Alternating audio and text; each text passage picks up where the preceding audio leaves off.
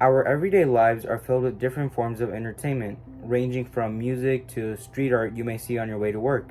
One of the more prevalent forms of entertainment in today's day and age being video games. Video games have been around for decades now, with the first official video game called Tennis for Two being made in 1958 by physicist William Higginbotham. Just like most things in life, gaming has evolved over the years in multiple aspects like storytelling, gameplay, and even mature themes.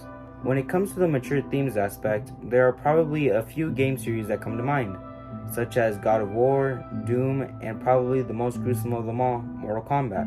Mortal Kombat is known for its violence in its games. Without the violence, Mortal Kombat just simply wouldn't work for most people. The violence in the video game franchise being so prevalent and exaggerated that it caused the ESRB rating system to be created.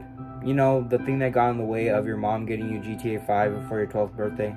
When you look back at the first few installments of the Mortal Kombat series, you might wonder how pixelated blood and, to today's standards, tame violence could have had such a great impact. Well, that's simply just because at that time, that's the most gruesome games could get, with the bar of what is and isn't graphic being raised substantially over the years with graphical improvements.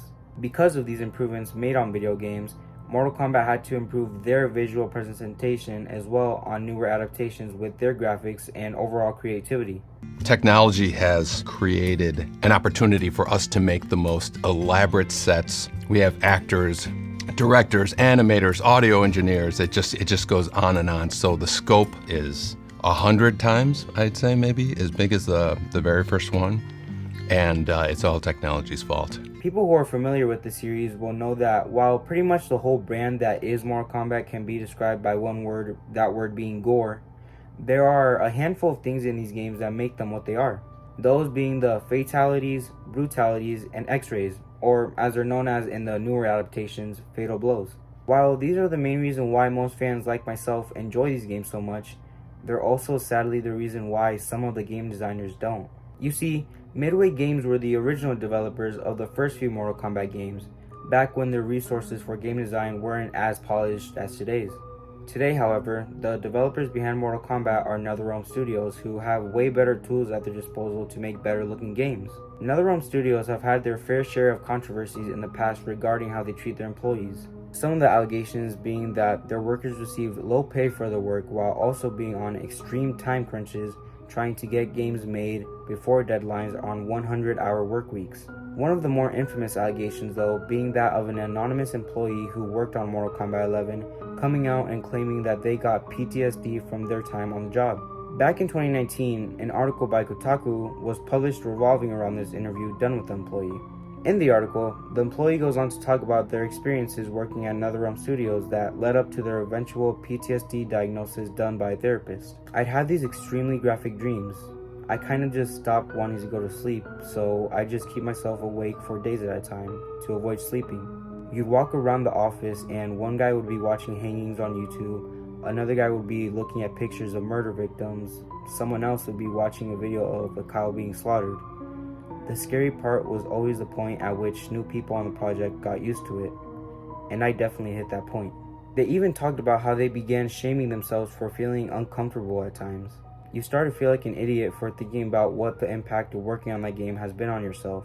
Other people I've talked to have been like, I know what I'm working on, I know what I've gotten myself into here, and you start to blame yourself for being shitty or weak or spineless, which I can imagine is not a fun thing to be battling yourself about. Some of you edgelords might not see a problem with this, but me personally, I can't even envision how dehumanizing it is to watch those types of videos in general, but especially on a day-to-day basis at your job and having to analyze every minute detail to make sure the animations come out perfectly.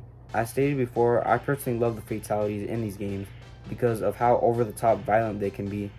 But the reason why I like them so much compared to these game developers is because I only have to watch them for maybe 15 seconds at a time and then go on with my day if I'd like to. Now, some of you might be saying, well, they don't have to work there if they really don't want to, which is true. But like most things in life, it's more complicated than that. Let me ask you, the viewer, this. What do you do for a living? Are you currently in school, working a 9 to 5, or both? Now, let me ask you a follow-up question. Do you enjoy what you're doing, or are you simply doing it to get by and to help you achieve a greater goal? If your answer is the latter, then you are in the exact same position as these workers. These are people who have studied game design and other stuff of the sort to achieve a job like this to support themselves, fulfill their dreams, and even to take care of others as well in some instances. And sadly, they've become subject to very unpleasant work environments that they weren't aware of. How weren't they aware, you might ask? Well, according to the article, all the developer remembers getting was a verbal heads up during the hiring process, when the interviewer noted that since they were working on a Mortal Kombat game, the work could be a little violent. Since the things I've been talking about in this video are very harmful topics that a company definitely wouldn't want associated with them, what did developer NetherRealm Studios and publisher Warner Bros. Games have to say for themselves? Nothing. They reportedly declined to make a comment back when this article was published. It does seem that they are working on improving their work environment when it comes to overworking their staff, but I'm not too sure if the same goes for helping employees stay mentally intact.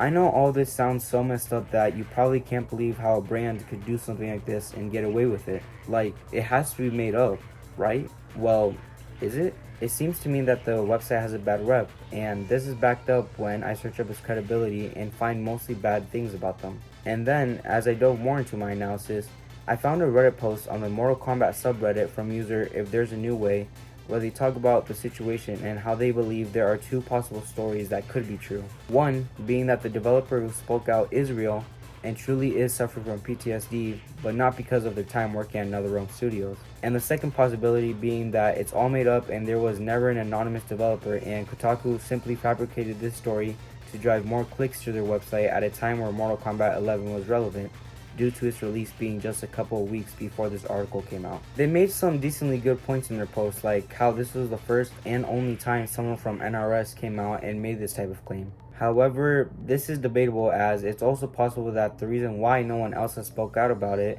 is because they're scared of losing their job, or because of an NDA they signed prior to working on the game, as someone in the comments of this post pointed out. This is a really stupid debunking.